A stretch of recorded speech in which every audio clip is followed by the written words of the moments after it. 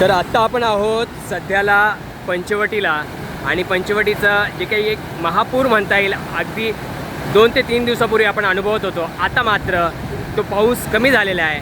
पुराची एक तीव्रता म्हणता येईल तीसुद्धा कमी झालेली आहे आणि एकंदरीत काय की सध्याला गोदामाई अगदी खळखळून वाहती आहे.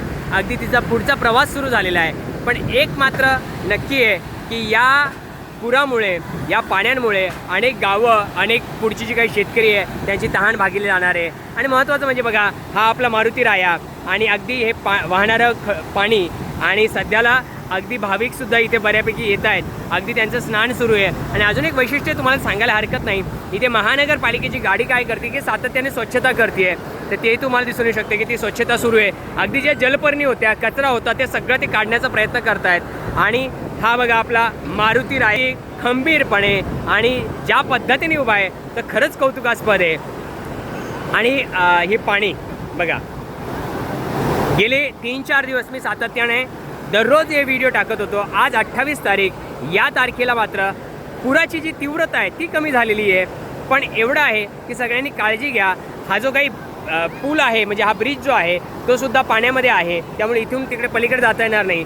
पण जे भाविक जे आहेत ते भाविक मोठ्या प्रमाणात येत आहेत, दर्शनासाठी येत आहेत. तिथली स्वच्छता सुरू आहे. अगदी तुम्हाला दिसून येऊ शकतं बरीचशी स्वच्छता सुरू आहे. अगदी हे ट्रक भरून चाललेलं आहे. आणि एकंदरीत काय सगळी स्वच्छता म्हणता येईल, लोकांचं जे काही आकर्षण म्हणता येईल ते सुद्धा इथे येऊ लागलेलं आहे.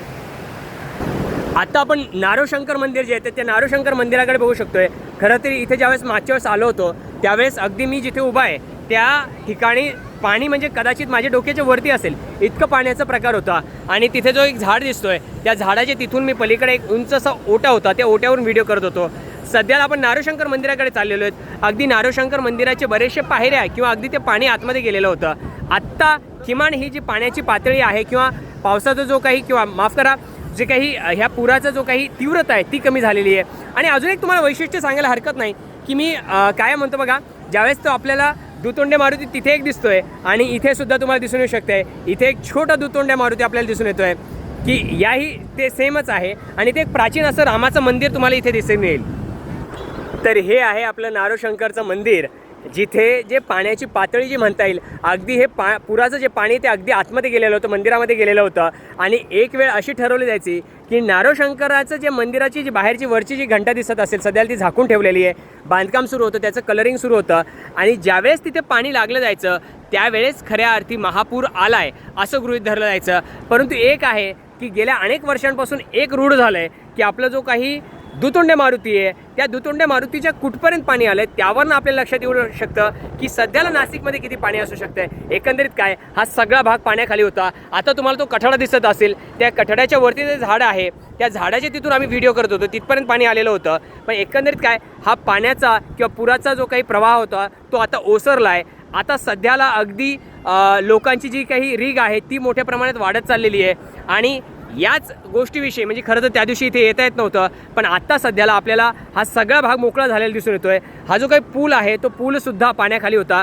पांडे मिठाईची दुकान आपल्याला सगळ्यांना प्रसिद्ध माहीतच असेल की अत्यंत प्रसिद्ध असं पांडे मिठाईचे दुकान आहे. त्या पांडे मिठाई दुकानाच्या सुद्धा अगदी तिथपर्यंत पाणी आलेलं होतं. तर एकंदरीत आज मात्र हे सगळं निवळलेलं आपल्याला दिसून येतं आहे. आणि हे बघा मंदिराचं काम खूप जोरात सुरू आहे, खूप सुंदर पद्धतीने सुरू आहे. लवकरच हे मंदिर सगळ्यांसाठी खुलं होणार आहे. पण एकंदरीत काय पाणी आता कमी झालं आहे, पूर आता कमी झालेला आहे. तर आता सध्याला हा जो काही छोटा दुतोंड्या मारुती म्हणजे खरं तर इथे सुद्धा मारुती रायाचं एक छोटंशी मूर्ती आहे ते सुद्धा अगदी आपला जो मोठा दुतोंड्या मारुती आहे आणि त्याच्यामध्ये हे प्राचीन रामाचं मंदिर आहे. एकंदरीत काय की सध्याला पुराचं पाणी हे कमी झालेलं आहे. आता तुम्ही सध्याला लोक येऊ शकता आहात, दर्शन घेऊ शकता आहात, स्नान करू शकता आहात. आणि इथे बघा लोकांची गर्दी बघा. एकंदरीत काय की ज्यावेळेस आपण आलो होतो त्यावेळेस मात्र पुराची परिस्थिती खूप वेगळी होती. आज मात्र पाणी कमी झालेलं आहे.